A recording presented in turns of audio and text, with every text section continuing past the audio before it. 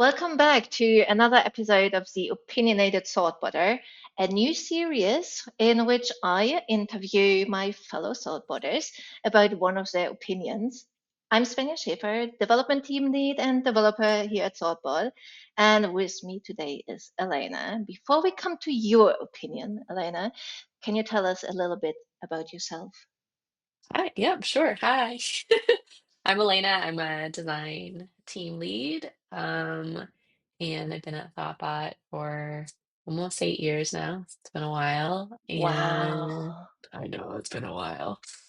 And I live in the United States in a town called Salem in Massachusetts, which is known for the witch trials. So it's very like Halloween focused tourism here. I did not expect that.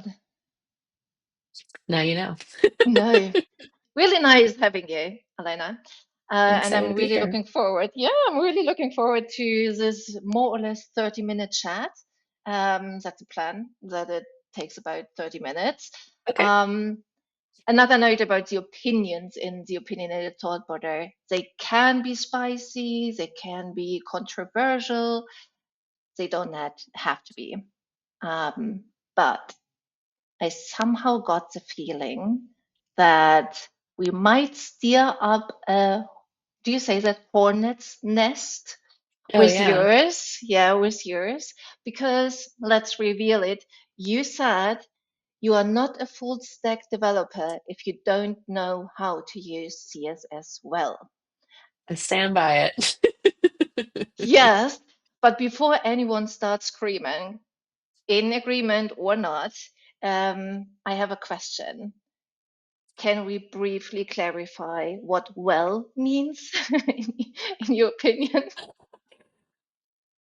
I think I'm not talking about that you are an expert in knowing CSS, but I think that's knowing the ins and outs of it and how it works. And I'm talking about going beyond just like tacking Tailwind or something on a project and being like, I guess it'll work. Knowing, you know, how certain declarations work, how certain properties work, like what, you know, how it should, kind of render in the browser and how to manipulate those things. I think having some baseline understanding of the ins and outs of CSS is important. And I think it gets sort of left off to the side of like, I don't want to touch that. I don't want to look at that, even though it's like a core part of the web. The web essentially boils down to CSS, HTML, and JavaScript when you're looking at like a website. And so like kind of leaving some like that major piece out of it feels like um, a disservice to counting yourself as knowing sort of like the like all the layers that go Yeah, into the web whole development. flow, right? Yeah. Because a full stack developer usually should be able to handle the front end side of things and the back end side of things. And Yep. yeah, CSS is part of it. hmm You mentioned JavaScript. Why do you think would someone prefer using or dealing with JavaScript when they could do the same in CSS? Yeah, I think a lot of times it comes down to just a knowledge gap of like back in like years ago, JavaScript was like kind of acted as like a polyfill in a lot of ways for, you know, the layout things and the behavior things that CSS could not do at the time. Um, but now CSS can do so many cool things, and you don't like there used to be, well, I'm not sure if that website is still up and running, but like you might not need JavaScript, but it probably is. But it's so true now that like CSS can do so many things, and it kind of goes beyond some of the layout things. Like there's position sticky. There's like that we're looking at like scroll animations. We're looking at like so many powerful things that you used to have to rely on JavaScript for. You can do with CSS, and I think like tapping into that knowledge. Seeing what it can do like it's so cool, it's so interesting to kind of poke into that and have like and also being able to sort of like pull that out of like having to shoehorn that into JavaScript and kind of keeping that into sort of like the layout and behavior mechanisms that CSS can provide. But yeah, I think it's more about just sort of like keeping up to date. And CSS it's being shipped. Like so many features are being shipped so quickly these days. Yeah, saying that, and I totally agree. How do you keep up to date with it? Like with Oh my all the God. changes. I mean, it's just like, yeah, do you follow any newsletters? Yeah, what do you do? Yeah, I think it's just like, yeah, keeping up with newsletters, keeping up with like the like working groups and like for the various browsers, seeing like what's going to be coming out. There's people that you can follow on like Blue Sky or wherever you kind of follow social media. I think it's sort of like a bunch of different things. I think it's in the same way that like you might keep up on like what's new in Python, what's new in Rails, what's new in Next.js. Like, you just kind of got to poke around and see what's going on from, the people that are working on those frameworks, on those languages. The people who are working as full stack developers. I wonder, Mhm. I wonder what led to your opinion. Any bad, not so nice experiences, or No, it's not. I think it's sort of this greater, like I talk about this a lot. This is sort of something that I kind of hammer home about like what we value in web design, um, and web development.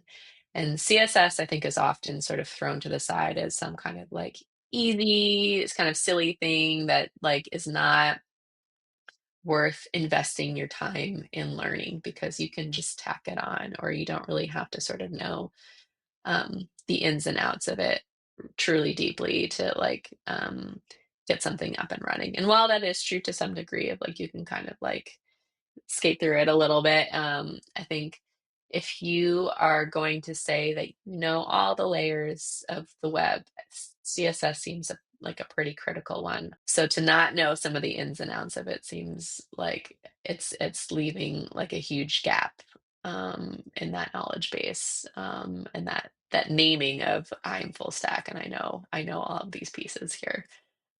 yeah, I agree. I wonder just like when you are, for example, on a client project, mostly, let's say for 6 months or so, and you're heavily working on the back end, but then you switch to front end or to a full stack project, you might need some time to go through, well, what happened in the last 6 months. You need to read Hmm. some documentations, guides, etc. So for example, whenever it comes to positioning, I need guides because I don't know, it's just like it does not stick in my head. I always need to read it, reread it. And a teacher in school, he said, well, you don't need to know everything, but you have to know where you find the answer. Does would that so would I be allowed to call myself a full stack developer if I would know where to look for the answers? And I Yeah. really don't mean asking ChatGPT. I don't want to talk Yes. about AI in this call. Um, All for it. Yeah, no, I agree with that sentiment because I think your teacher was right that that's sort of a core part of what we do as developers and us consultants is that we don't know everything. Like we're not, and that's not the expectation is to know everything off the top of your head. Like a lot of our job is research and figuring out what the best way to apply something and are there new methods of doing this, does this like way work within the constraints of my project, does it work, does it meet the business objectives? Because I think in web development there's no like one pathway to get to the result that you need. Like there's so many different ways to do it, and so a lot of our work is centered around what is the best way for me in this particular situation. And that can come down to code and how we implement code and how we work with it within the framework that we have. And CSS is a part of that. And so, yeah, like looking up like positioning. I don't know. I forget things off the top of my head, especially like I think in that situation that you described of like, oh, I've been working on the back end, or I've been working on this, other language for a really long time and I forgot this. Like, it totally makes sense to like refresh your memory, look it up, do those things. I don't think that makes you any less of a full stack developer in that, right? It's more about the fact that you are initiating that curiosity to look up how to do it, instead of saying, I do not want to think about this one core component, and I'm not going to invest any time in it at all, and I'm going to tack something on and hope that it works so I don't have to look at it. That I think that is like the core difference there. Yeah, I'm glad. Like I'm like in CSS, like, all the time. And I'm looking up stuff all the time just to kind of figure out, like, is this the way? And like sometimes I'm on projects where I'm doing more like visual Figma stuff and I'm not really in the code, and I'm going back into it. I'm like, "Ugh, I don't remember how to do this off the top of my head." Or like really simple stuff that I should just know, but I have like boilerplated like in a lot of like my files, and my like starter files for CSS, and I like having to like remember to do it off the top of my head. I don't always remember. Yeah. Do you think there is anything that every full stack developer, or maybe even developer, because yeah, sometimes I don't know what's the difference. So there's no really difference. Some people call themselves full stack developers, whereas others call themselves engineers, Hmm. developers, and all that. But is there anything that every developer should know when it comes to CSS, apart from come with curiosity? Or is there anything that uh, yeah, everyone should know? I had quoted this in another article I'd written a while ago, but there was like a really great article by or not quote by Jeremy Keith that said, like, I think CSS is simple but not easy. And so it has the facade of simplicity, but there are so many complex interwoven pieces of it. Um, and that I think a lot of people's frustration with CSS is it doesn't always operate in the way that you expect in other programming languages. And so the blame usually falls on like, well, it's the language that's broken, and and and so because it doesn't fall into like these patterns, that I've developed in my mind, and not necessarily that it's just a different way of thinking about things. And so I think kind of coming in with like a more curious mind of like, I just have to sort of reset how I'm thinking about this, how I'm developing. Um, so I think that's important to go into CSS with a clear mind there. And there's also the idea that um, CSS is sort of just like locked in this time of like 2010 when you couldn't do a lot. And I think that so many people don't realize that it's so powerful now. Like there's like that joke that like, oh, like it's like impossible just to like center a div on a page with CSS when you can do that in like 2 lines of code now. I mean, you can do it like a bazillion different ways now, which is really fun. Um, yeah. So I think just coming in with curiosity and knowing that it's like really, really powerful, and there's like a lot of different things you can do with it now. Do you think when someone says, well, I use Tailwind, is it that, oh, well, I use Tailwind, I know CSS. Would you agree? Wouldn't you? I I think anyone that knows me knows I I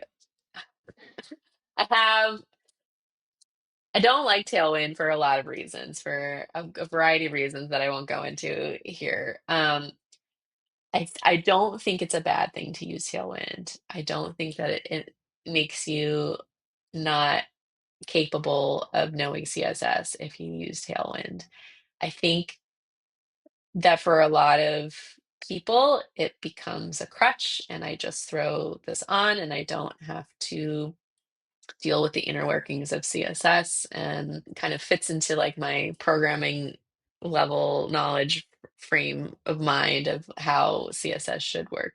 I think that it comes back to that question of curiosity, of knowing how this is going to work, um, being able to adjust those tailwind, like I think like going in and making some customizations there, and knowing, oh, how is this going to affect this layout? Or if I add this customization here and I add like these like extra classes and declarations here, like how is this going to affect the rest of the layout?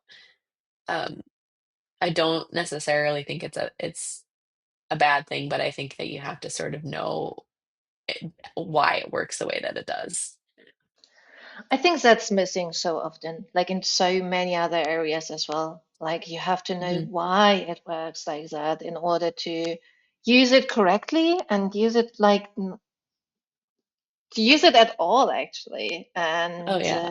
yeah, what would you think? So let's assume everyone comes with curiosity, and everyone is like, "Oh yes, yes, this is great." What would it be like? What would be different, like in your day-to-day job? I mean, I don't know if in my particular day-to-day job there would be much a huge difference, mostly because the developers I work with are like super knowledgeable and great and super curious. And um, the current project I'm on, like developers like know CSS really well already, so it's great. It's a Nice. nice Yeah. back and forth. I know, like I think it's great because I get a lot of great feedback on my implementation, and there's that sort of knowledge transfer there. Um but yeah, I think if more developers sort of came in with that curious mindset and wanted to kind of learn more, we would have a little bit more empathy for that side of web development and design. I think we would value it more when it comes to web design. I think that would be a part of sales. Like making sure that your developers know CSS really well. I think that would be a core part of business initiatives when it came to like development. If you were replatforming or migrating or re-architecting something, that would be like a core part of that. I think that we would see more scalable design systems in place instead of a lot of spaghetti code when it came to sort of layout design, which in the end saves businesses money when it comes down to it. You know, apart from like headaches. Yeah. Yeah. I find that quite interesting because does it kind of mean, I'm not sure, but does it maybe mean also that a full stack developer has to know or has to have knowledge in design in general? I think to some degree, yeah, because I think. And I'm not saying that they have like, you don't have to like do visuals or know the ins and outs of, how to operate Figma or know like typography minutia Also, that it's you really learn in. nice. I mean, Yeah, it is yeah. fun. Yeah. Yeah, I would encourage people to learn all that kinds of things. It is fun. Um, I don't think that you need to know the ins and outs design. But I think that because CSS kind of crosses that border of design into layout, I think that you need to speak the language a little bit about like, oh, like, we need to kind of like pull this into a grid because that would make sense. Like, I think that there is some kind of crossover there. I don't think you need to be a designer, but I think that you need to have some kind of language there to be able to talk to designers about how that translates into CSS. And you might see even differences more, not easily, but maybe faster. There's so much value in slowing down. And then, Yeah. but when you see a website and you have a little bit of design background, right? Or an understanding of what works well. You see Hmm. if the typography fits into the project or not, or when it comes to UI and UX, having some bit of background is Hmm. definitely helpful because then you can say, okay, it might be easier to also understand and learn CSS when you have design concepts in your mind. Yep. Yeah, there's a lot of like crossover there. I think that a lot of, me as a build as like a front end designer kind of um uh crosses that line a little bit. I think having that knowledge is pretty critical when it comes to implementing designs, because I think that we think of like this waterfall method of like, oh, just, the design gets designed and then it gets put in the browser.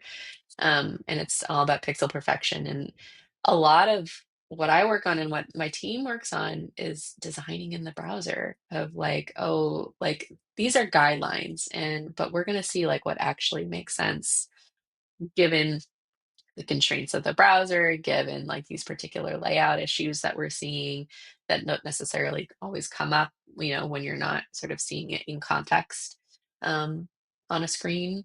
I think like your example of typography, type can look so different than it does on in a browser than it does on like Figma or any other screen. And so you have to kind of like think about like, oh, should I like adjust this here? Or, this grid looks great here, but it looks like I'm like, adjusting the screen here and it's getting a little funky here. So I might need to make some adjustments here. So there's a lot of like tweening that happens in the browser. And so having some kind of baseline of like that, this is sort of some design concepts that can apply with CSS as I'm going through it, I think is like, it expedites the process. You don't have that back and forth with this, like, going back and like, oh, like design can design like, design up like this, like other view or whatever. Like, I think you can kind of extrapolate a little bit more and make it a little bit easier on everyone. If you have that sort of crossover knowledge. You mentioned Figma a few times. Good. I like it. No, no, no, it's all good. There is the option to have CSS stylings in Figma already. So how do you feel of just using, you know where we'll go, right? You're just I using the do. styles you're just using the styles from Figma, copying it, pasting it into the project, says I'm done. Is it the responsibility of the designer or of the developer? I feel not good about it. I feel conflicted. I think that it is helpful in a lot of ways, that Tailwind is helpful in getting something up really quickly and prototyping something out. And it's like, I'm just going to copy this code over and see how it goes. I don't think it works at scale. I don't think that you are creating a maintainable design system by just copy pasting over code. I don't think that for anything, not just Yeah, I CSS. agree. Yeah. The first word of CSS is cascading. Like, I I don't think that you're properly applying the cascade if you are um, putting the same type of declarations and styles on everything. Good. So please, folks, don't just copy paste it and call yourself a full stack developer. Let's just like talk a little bit about full stack developer. Do you think it's do you think full stack developers should exist, or should it be a goal, or would you prefer specializations like front end, back end, more on the design, or so? I don't know. I mean, I'm not gonna tell someone what they should do. I don't know. Like, I feel like people should do what they want to do. I think um for at least in designers and thoughtbot, we value our like the T-shaped designer of like, you kind of have like a broad knowledge of a lot, and then maybe some like specializations of like things that you're really interested in, like development, like like you're really deep into accessibility, which is the responsibility of everyone, but like you have like deeper knowledge than some other people. Like you might have deeper knowledge of um like a lot more sort of like visual language or design systems. And so I think that's the same for developers too, is like, like, yeah, like you can kind of do really well across the board, but you might have like special interests in other areas. And that's fine. And that might not include CSS. And that's okay too, just as long as you're not excluding it completely. Yeah. You probably know there's these games, what's it called? CSS Oh, CSS like table? Froggy and Yes, Froggy. Flexbox Froggy, and then there's Yes. like Grid Garden or whatever that shows you like And with the shows you how to like. tables, yeah, Yep. something with the tables. What do you think of these? They're great games for learning how to position things on the web with more modern layouts, Flexbox and Grid. Though I wouldn't say they're even modern anymore. They're like, I think both have been around for like at least like 8 or 9 years at this point. I don't remember when they were launched, but it's been Yeah. a bit. But it's great to learn how to like, like what things mean and like, when you're creating these templates, like how do I like put something, over to the right versus the left, centered, above, like how do I like stack things? How do I create like gaps between them? That kind of stuff. So I think it's a great concept for learning how to position things. Do you have any other resources you would recommend? Great question. I'm trying to think. I think just like following a bunch of newsletters. I'm trying to think of, I'm trying to pull up all the ones that I've been following Our lately. blog posts, of Our course. blog posts, yeah, thoughtbot is great. There's site from Andy Bell called Piccalilli, and then he has a newsletter called The Index. I I could give a fuller list. I don't have them off the top of my head, but I think like, kind of curating, newsletters, I think has been um, really great for my own learning and keeping up with things, and having like little tutorials every so often on like, oh, this person's doing this. This is cool. Same. I really liked newsletters before, like years Same. ago. I didn't know what to do with them, and I just like I subscribed but then deleted them. Mhm. But like for I don't know 3 4 years, I really enjoyed it because they're really nice. Yeah, it's not Yeah. too I love long and it's just like really nice. Yeah. Yeah, I feel like I So, like the idea of like I feel complete for the day. Like I have hmm. like I feel like I oversubscribed for a little while and there's too many newsletters. There's just too much to consume. And so I like kind of pulled that down into like 3 or 4 newsletters that I actually really liked and I could get through them easily and I feel complete and I don't feel overwhelmed with the amount of stuff that I have to like feel like I have to like learn or keep up on. Yeah. Yeah, we will write some of your favorite newsletters and resources in the description. Yes. Anything you want, because we are on time already. Um, yeah, I knew that we would go over the time. Anything you want to say before we wrap up? No, I think if you have curiosity in CSS, I think you should dive into it, learn more, and also contribute back to it. If you have things that you're like, oh, I like learned this like one thing, or like I think we can do this with it. Like I think like there's so much like possibilities with new layout techniques, and I think you should experiment with it and see how that can apply to your own experiments. Thank you so much, Elena. Thank you everyone for Thank watching. you. Leave comments if you agree with the opinion, if you disagree, if you have more questions. Feel free to reach out to us, and we will see you soon again. Have a lovely day. Bye bye. Bye.